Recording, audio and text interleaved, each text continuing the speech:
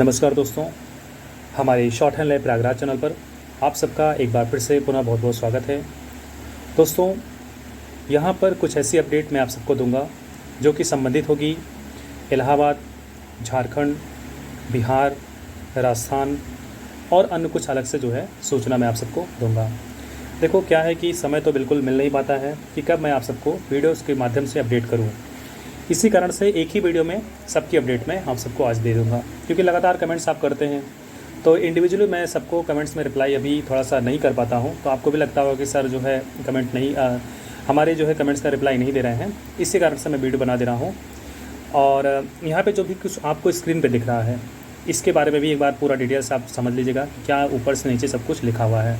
और यदि आप स्टेनोग्राफर के स्टूडेंट होंगे तो विशेष तौर पर ओके। तो सबसे पहले हम बात कर लेते हैं इलाहाबाद हाई कोर्ट एपीएस के रिज़ल्ट को लेकर के। तो दोस्तों, अभी पिछली वीडियो जो हमारी बनी हुई थी उसमें ये जिक्र था कि इलाहाबाद हाई कोर्ट एपीएस का रिज़ल्ट फ्राइडे या सैटरडे के बीच में, जब 31 जुलाई के आसपास समथिंग बना था वीडियो, उसी में आ जाएगा। और ये सूचना एकदम परफेक्ट थी और आ भी जाना था। एकदम 101% सूचना थी कि उस दिन रिज़ल्ट आएगा, फ्राइडे या सैटरडे में। लेकिन ऐसा कुछ हुआ नहीं। अनुमान पूरी तरीके से गलत साबित हुआ। और ये अनुमान का बेस जो था, वहाँ की मीटिंग थी, वहाँ से ही सूचना निकली थी। मैं अपनी तरफ से नहीं कुछ बताया था और ना कुछ अपनी तरफ से मैं कभी बताता ही हूँ। जब मुझे फैक्ट सूचना मिलती है तभी मैं आप सबको अपडेट करता हूँ। तो इसके बाद अनुमान ये लगा कि एपीएस का जो रिज़ल्ट है वो 10 तारीख के आसपास आएगा। एपीएस का रिज़ल्ट 10 अगस्त के आसपास आ जाएगा। उसका कारण एक है, क्योंकि आप जानते हैं कि बीच में रक्षाबंधन का त्यौहार है, साथ ही साथ इंडिपेंडेंस डे है, और उसके आगे जो है कुछ सैटरडे संडे भी पड़ जाएंगे बीच में, और फिर आपका जन्माष्टमी का त्यौहार है। तो कई जो है ऐसे फेस्टिवल बीच में आ रहे हैं जिससे हाई कोर्ट में जो है छुट्टियां रहेंगी। इसी कारण से ये अनुमान है कि 10 तारीख के अंदर जो है रिज़ल्ट आ जाएगा। अच्छा, एक अनुमान का बेस ये भी है कि अब तो आर की ज्वाइनिंग का जो है प्रोसीजर चालू हो गया है, वो सब तो ज्वाइन करेंगे। इसी कारण से आप इसको भी थोड़ा सा डिले करना उनके लिए सही नहीं है, वो भी समझ रहे हैं इस चीज़ को। अच्छा, कुछ ऐसी भी चीज़ें होती हैं हाई कोर्ट से तो जो निकलवाना बड़ा कठिन हो गया अब, जैसे कि एग्ज़ाम के पॉइंट ऑफ व्यू से लेकर के। जैसे आप समझ रहे हैं कि पहले क्या था कि हाई कोर्ट जो है सब कुछ अपने अंदर देखता था, सब कुछ जैसे एग्ज़ाम हुआ तो वो खुद से ही कंडक्ट करवाता था, तो सूचना निकलवाना आसान हो जाता था, कहीं से भी कुछ भी अपडेट निकलवाना जो है मिल जाता था अपडेट। अभी क्या है कि सब कुछ एनटीए के हाथ में हो गया है। अब हाई कोर्ट और एनटीए के बीच का मामला, तो फिर उसमें कह पाना थोड़ा सा कठिन है। अगर किसी से बात भी की जाती है या कहीं से जो भी हमारा सोर्स है उसके माध्यम से भी यदि निकलवाया जाता है कोई सूचना, तो भी उस तरीके से सूचना निकल नहीं पाती हैं, क्योंकि उधर से भी वही बात निकल आती है कि सर देखिए अभी तो दिक्कत हो रही है, क्योंकि हमारे यहाँ जो कुछ अपडेट है वो एनटीए के हाथ में है, और एनटीए और हाई कोर्ट के बीच का मामला है, तो उसमें हम लोग कैसे मतलब एक प्रेडिक्शन कर सकते हैं, बाकी अदरवाइज़ फैक्ट नहीं कर सकते। तो अभी भी जो एपीएस का रिज़ल्ट है इसी बेस पे कहा जा रहा है कि 10 तारीख के आसपास संभावना है कि आ जाए। अच्छा, एक भी चीज़ और देखिएगा कि कई बच्चे कमेंट्स इस बात के लिए कर रहे हैं कि सर एपीएस का जो रिज़ल्ट आएगा उसकी कट ऑफ क्या जाएगी। तो देखो, कट ऑफ जो है, जब से जो असिस्टेंट रिव्यू ऑफिसर और रिव्यू ऑफिसर का एग्ज़ाम हुआ है और उसमें जो भी घटनाक्रम पिछले 2-3 महीनों में जुड़ा, जो भी सब कुछ आप लोग अवगत हैं उस चीज़ से कि क्या सिलेक्शन कैसे हुआ, कैसे नहीं हुआ, सब कुछ गलत या सही। तो आप इस बेस पे अनुमान लगा सकते हैं कि अब इस एपीएस के कट ऑफ में क्या जो है एक नंबर फैक्ट हो सकता है कि यही नंबर जो है इसी के आसपास जो है कट ऑफ रहेगी। क्योंकि देखो, बहुत कुछ हाई कोर्ट में बदल चुका है, पैसा सर्वोपर हो गया है, पैसा पहले हो गया है और आपकी पढ़ाई बाद में हो गई है। मैं पूरी तरीके से नहीं इस तरीके से कर रहा हूँ कि जिनका जो पढ़ रहे हैं उनका नहीं हो रहा है, जो पूरी तरीके से पढ़ रहे हैं पूरा उनका डिवोशन है, उनका हो रहा है। लेकिन थोड़ा सा जो बीच की स्थिति बनी हुई है उनके लिए थोड़ा सा पॉसिबिलिटी बहुत कम हो गई है, और समय के हिसाब से हाईकोर्ट की चीज़ समझना चाहिए था, लेकिन उन्होंने अपने आप को सर्वश्रेष्ठ माना और बच्चों को ही गलत ठहरा दिया कि बच्चे गलत तरीके से आए, हम बिल्कुल सही हैं, एनटीए सही है। तो ये तो बात का विषय था। फिलहाल वो उनको जो करना था कर दिए, जो अनफेयर तरीके या फेयर तरीके से हुआ उनको जो करना था कर दिए। अब ये मैटर नहीं करता। हाँ, इस मैटर पर एपीएस का रिज़ल्ट जो है ज़रूर मैटर करता है कि अब देखो क्या जो है इसका कट ऑफ क्या रहेगी। हाँ, एक चीज़ और देखिएगा कि अगर आपका स्कोर रिटन में 85 या 90 के आसपास या 90 प्लस जो भी है, 85 प्लस अगर जा रहा है, और टाइपिंग में आपको लगता है कि 40 नंबर आपका आ जाएगा, क्योंकि आप जानते हैं कि बहुत सारे ऐसे इंस्टीट्यूट थे जहाँ पे टाइपिंग बहुत बड़े पैमाने पे गड़बड़ी हुई है। आर में तो गड़बड़ी हुई है, इसका तो मुझे नहीं लगता था कि हुआ था गड़बड़ी, वहाँ तो टाइपिंग की कोई बात ही नहीं थी, लेकिन APS में बड़े पैमाने पे हुई है, इसकी तो भाई गारंटी, इसको तो मैं जानता हूँ। इस वजह से देखो उस टाइपिंग के बेस पे कहा जाए कि 40 नंबर यदि आपका टाइपिंग है और 85 प्लस स्कोर आपका लगता है कि रिटन में है, क्योंकि आंसर की तो आपने मिलाया था, उस बेस पे आप APS की तैयारी को कंटिन्यू रखिए। और क्लास वगैरह के बारे में भी जानना चाहते हो, देखिए स्क्रीन पर सब कुछ लिखा है, सारी डिटेल वहाँ पे आपको मिल जाएगी। कैसे क्लास यदि हम नहीं कर पा रहे हैं तो भी हम करवा देते हैं ऑनलाइन। अब तो कट ऑफ के बारे में ऐसी इन्फॉर्मेशन हो गई। अब बात कर लेते हैं झारखंड हाई कोर्ट के बारे में। झारखंड हाई कोर्ट के विषय में मैंने एक वीडियो डाली थी कि संभावना है कि जल्द ही जल्द आपको 51 पोस्ट आपको देखने को मिलेगा झारखंड हाई कोर्ट से, ये प्रेडिक्शन था। और प्रेडिक्शन का बेस जो था वो झारखंड हाई कोर्ट में जो एग्ज़ाम हुआ था बीच में, वो एग्ज़ाम, साथ ही साथ कुछ पुराने जो है रिक्त पद खाली थे वहाँ पर, उसके बेस पे जो है ये प्रेडिक्शन किया जा रहा था कि 50 से 51-52 समथिंग यही इसी के आसपास जो है वैकेंसीज़ बहुत जल्दी देखने को मिलेंगी। तो अभी क्या है कि जो अपडेट है वहाँ से वो ये है कि वो पद जितने आने वाले थे उससे कम हो गए हैं।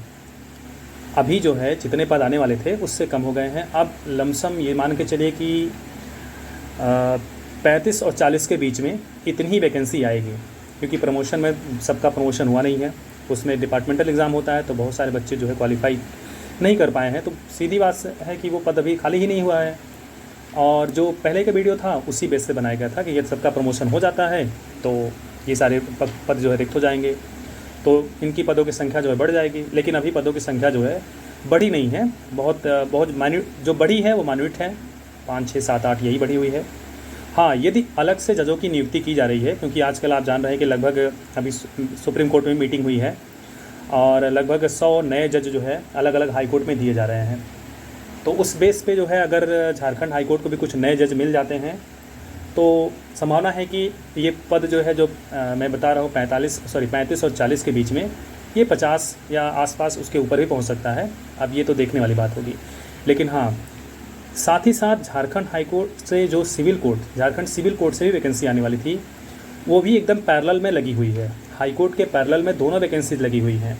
जब ये देंगे उसके जस्ट बाद या साथ ही साथ तो नहीं कर सकते, जस्ट बाद का कहने का मतलब लगभग 1-2 महीने के अंतराल पे ही दोनों वैकेंसीज आएंगी, झारखंड सिविल कोर्ट और झारखंड हाई कोर्ट। और इनके आने में जो भी डिले हो रहा है अब बहुत टाइम नहीं लगेगा। संभावना है कि देखो पहले तो अपडेट था कि शायद इसी माह के लास्ट में आ जाएगा, अपडेट वो भी कंफर्म थी लेकिन नहीं आई। और वो नहीं आए, वो तो मैं समझ रहा हूँ क्यों नहीं आई है, उसको बाद में मैं बताऊँगा, किसी न किसी वीडियो में बताऊँगा, अभी उस बारे में जिक्र नहीं करूँगा किस वजह से जो है वैकेंसीज नहीं आई हैं। लेकिन ये है कि कंफर्म न्यूज़ है कि वैकेंसीज तो वहाँ से आनी तय है, चाहे वो सिविल कोर्ट हो चाहे वो हाई कोर्ट हो। और बिहार सिविल कोर्ट के बारे में अब देखते हैं, बिहार सिविल कोर्ट के बारे में। अच्छा, एक चीज़ और जानिएगा, झारखंड हाई कोर्ट के बारे में जो रिटर्न के बारे में कई बच्चे पूछेंगे कि सर वहाँ के सिविल कोर्ट में जो रिटर्न होगा कि नहीं होगा, या हाई कोर्ट में रिटर्न होगा कि नहीं होगा। तो हाई कोर्ट में तो रिटर्न नहीं होगा, हाई कोर्ट में तो डायरेक्ट आपको स्किल टेस्ट देने को मिलेगा। सिविल कोर्ट में जो वैकेंसीज आएंगी उसमें रिटर्न होगा कि नहीं होगा, इसके बारे में फाइनल नोटिफिकेशन के बाद ही कुछ स्पष्टीकरण हम देंगे, क्योंकि नए सिरे से सारा एग्ज़ाम्स होता है तो हो सकता है कुछ बदलाव वो कर दें। तो अभी कुछ मत आप सोचिएगा कि रिटर्न नहीं होगा। तैयारी करते हैं, कंपटीशन की तैयारी करते हैं तो आप थोड़ा बहुत रिटर्न पढ़ा करिए, चाहे वो GS हो, चाहे इंग्लिश हो, चाहे कंप्यूटर हो, चाहे मैथमेटिक्स हो, जो भी आपको बेसिक जो है आपको रिटर्न आना ही चाहिए। तो इस आधार पे मत बैठ जाइएगा कि रिटर्न वहाँ पे नहीं पूछेगा, इसके पहले नहीं पूछा गया तभी भी नहीं पूछेगा, तो कुछ भी हो सकता है। कंपटीशन का दौर बढ़ चुका है, बहुत सारे बच्चे जो है अपडेट होके आ रहे हैं, और लगातार जो है इसमें स्टेनोग्राफर में भी बहुत सारे बच्चे जो है नए आ रहे हैं, तो संख्या भी बढ़ गई है। अब आयोग को भी तो उसमें बहुत सारे बच्चों को छांटना है, कैसे छाटेंगे? तो शॉर्ट आउट करने के लिए तो कुछ ना कुछ उनको विकल्प निकालना ही पड़ेगा, तो वो रिटर्न का बेस दे देंगे। तो इस वजह से रिटर्न की भी थोड़ी बहुत तैयारी करते रहिए, जिससे अगर नोटिफिकेशन में रिटर्न का अगर उसमें जिक्र हो तो आपको परेशानी ना हो। ओके, अब बात करते हैं बिहार सिविल कोर्ट की। बिहार सिविल कोर्ट की जो वैकेंसी आने वाली है वो बहुत ही, मतलब जिस समय मैं वीडियो डाला था उसमें हम ही नहीं डाले थे, बहुत सारे चैनल वाले डाल दिए थे कि बिहार सिविल कोर्ट में जल्दी ही जो है तो कुछ उसमें जारी भी हुआ था। मैंने नोटिफिकेशन जो है एक अध्याचन हाईकोर्ट से ही रिलीज़ हुआ था। बाकायदे उसमें अलग अलग पैनल एक बना था, जो है वहाँ जो कन्वीनियंट कमेटी होती है वो भी गठित कर दी गई थी कि अंतिम जो है अपडेट हमको दे दीजिए। लेकिन ये नहीं है, ध्यान दीजिएगा कि बिहार में प्रक्रिया जो है वो निरंतर चल ही रही है। क्योंकि आप जानते हैं कि बिहार में अभी हाईकोर्ट का जो स्टेनोग्राफर का इंटरव्यू हुआ है, उस इंटरव्यू के बाद उनकी जो रिज़ल्ट आने वाला है वो रिज़ल्ट भी बहुत जल्दी देखने को मिलेगा। और संभावना है कि रिज़ल्ट के बाद जो है कि बिहार सिविल कोर्ट को भी जो है ये रिलीज़ कर देंगे जल्द ही। क्योंकि अंतिम रूप से उन्होंने जो जितने भी वो कमेटी के मेंबर हैं उनसे अंतिम रूप से जो भी डिसीजन लेना था ले चुके हैं। और इस रिज़ल्ट के बाद स्टेनोग्राफर का रिज़ल्ट आएगा, इसके रिज़ल्ट बाद जैसे उनकी ज्वाइनिंग करवा देंगे या ज्वाइनिंग के पहले ही नोटिफिकेशन रिलीज़ कर सकते हैं। तो ये नहीं कि उनके पास काम जो है अभी नहीं है, काम वो निरंतर कर ही रहे हैं। लेकिन डिले तो हो ही रहा है। बच्चे भाई तैयारी करते हुए बैठे हुए, बहुत सारे जो है बच्चे जो है ओवर एज होते चले जा रहे हैं समय के हिसाब से जो है। नए वाले तो कोई दिक्कत नहीं है, लेकिन पुराने जो स्टूडेंट हैं उनके लिए तो समस्याएं हैं भाई, ये मैं समझता हूँ।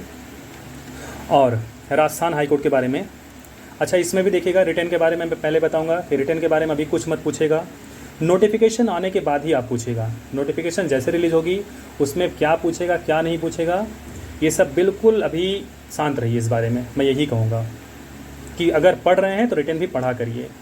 कुछ भी हो सकता है, कुछ भी हो सकता है, उनको शॉर्ट आउट करना है। कैंडिडेट्स बढ़ेंगे तो रिटर्न का क्राइटेरिया भी बढ़ सकता है। इस वजह से अपनी तरफ से हर तरीके से तैयार रहिए। और दूसरी बात ये कि राजस्थान हाईकोर्ट के बारे में कुछ अपडेट है। राजस्थान हाईकोर्ट के बारे में अभी एक सूचना है कि राजस्थान सिविल कोर्ट से कुछ वैकेंसी रिलीज़ हुई हैं और वो है क्लर्क की। तो यदि तैयारी आप कर रहे हैं, रिटर्न भी आपके अच्छा खासा तैयार हो चुका है, तो आप क्लर्क की पोस्ट जो है ज़रूर डाल दीजिएगा। मैं आपसे यही कहूँगा कि भले आप स्टेनोग्राफर की तैयारी कर रहे हैं, लेकिन इस क्लर्क की पोस्ट को हर हाल में डाल दीजिए। 2021 के पोस्ट के आसपास समथिंग है, मैंने पूरा जो है डिटेल में तो नहीं देखा, लेकिन इसी के आसपास जो है देखेंगे, सर्च करेंगे, आपको मिल जाएगा कहीं ना कहीं जो है। तो ये राजस्थान के बारे में जो अपडेट है क्लर्क के बारे में, इसके जस्ट बाद संभावना है कि सिविल कोर्ट फिर से देखने को मिल जाए। क्योंकि पिछला भी हुआ है, ऐसी बात नहीं है, बहुत टाइम तो नहीं लगेगा। लेकिन यह है कि राजस्थान के बारे में कुछ ना कुछ update, Rajasthan civil court stenographer के बारे में कुछ ना कुछ बहुत जल्दी देखने को मिलेगा। तो तैयारी आप करते रहिए। और भी कुछ पूछना रहेगा, हो सकता है देखिए कुछ वीडियो लंबी हो ही रही है, लेकिन जानकारी आपको परफेक्ट मिल रही है। जो भी जानकारी मैं आप सबको दे रहा हूँ वो बहुत परफेक्ट दे रहा हूँ, और कोई भी चैनल आपको इस तरीके से नहीं देगा, और जो भी देंगे वो बस गुमराह करेंगे आपको। इस वजह से मैं यही कहूँगा कि आप तैयारी हाईकोर्ट की कर रहे हैं, चाहे स्टेनोग्राफर की कर रहे हों, चाहे वो क्लर्क की कर रहे हो, चाहे जिस चीज़ की कर रहे हों, तो लगातार उसको अनवरत बिना रुके जारी रखिए। और यदि आप डिपार्टमेंटल एग्ज़ाम की भी तैयारी कर रहे हैं, कहने का मतलब यदि आपका सिलेक्शन हो चुका है, आपको आगे प्रमोशन लेना है, फिर भी आप तैयारी करिए। और नहीं तैयारी कर पा रहे हैं, तैयारी करने का कोई आधार नहीं है, आपको स्किल टेस्ट देना है, तो हमारे ऑनलाइन क्लास में भी ज्वाइन हो सकते हैं। और ये सूचना अपने साथ के बच्चों को भी ट्रांसफ़र करिए। और लगातार आप जो है कमेंट्स करते हैं कि सर इसके बारे में बताएं, उसके बारे में बताएं, तो सारी डिटेल हमारे ख्याल से सब कुछ मैंने बता दिया है, चाहे वो बिहार हो, चाहे इलाहाबाद हो, चाहे झारखंड हो, कुछ भी हो। हाँ, कुछ अपडेट अलग से मुझे मिलेगा, जैसे एमपी हाईकोर्ट के बारे में जल्द ही, जैसे एमपी हाईकोर्ट का भी हाल फिलहाल में एग्ज़ाम हुआ है स्टेनोग्राफर का, तो जल्द ही वहाँ से रिज़ल्ट भी आ जाएगा, इसी माह रिज़ल्ट आएगा। तो देखते हैं उसके रिज़ल्ट के बारे में भी जल्दी जैसे हमको अपडेट मिलता है, मैं आप सबको एक वीडियो के माध्यम से उसमें भी एक सूचना आप सबको प्रोवाइड कर दूँगा। और भी जो कुछ जानकारी चाहिए, चाहे वो इलाहाबाद से, चाहे किसी राज्य से, तो आप सब मैसेज कर दीजिएगा कमेंट बॉक्स में, या टेलीग्राम पे जाकर के सर्च करिएगा short hand lab Prayagraj, short hand lab Prayagraj. Screen पे जैसा कुछ आपको दिखाई पड़ रहा है उसी माध्यम से आपको करना है, short hand lab Prayagraj search करिए, आप सबको सब कुछ अपडेट मिल जाएगी। ओके, और कुछ भी साथ जानकारी छूट रही हो, देखिए वीडियो लंबी हो रही है तो इस वजह से छूट जाती है, कुछ लिखा हुआ स्क्रिप्ट नहीं पढ़ना पड़ता, आप सबको वीडियो ऐसे ही ओरली बताना पड़ता है, तो मैं भी हो सकता है दिमाग से जो है वो निकल रहा हो। ओके, ठीक है, थैंक यू सो मच आप सबका वीडियो के लास्ट तक जुड़ने के लिए। और स्क्रीन पर जो कुछ दिखाई पड़ रहा है उसके माध्यम से आप हमसे जुड़ सकते हैं, चाहे वो APS स्टेनोग्राफर जिस चीज़ की तैयारी कर रहे हों, हमारे यहाँ बेहतर एटमॉस्फेयर के साथ सारी क्लासेस पढ़ाई जा रही हैं regularly. Okay, thank you so much.